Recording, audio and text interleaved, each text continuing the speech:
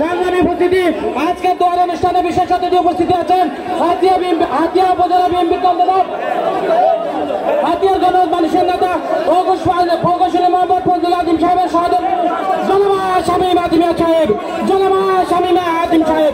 সংগ্রামী উপস্থিতি আপনারা এই ব্যানারটা নামান, আপনারা এই ব্যানারটা নামান, এই ব্যানারটা কার, এই ব্যানারটা না, এই ব্যানার নামান, ব্যানার নামান।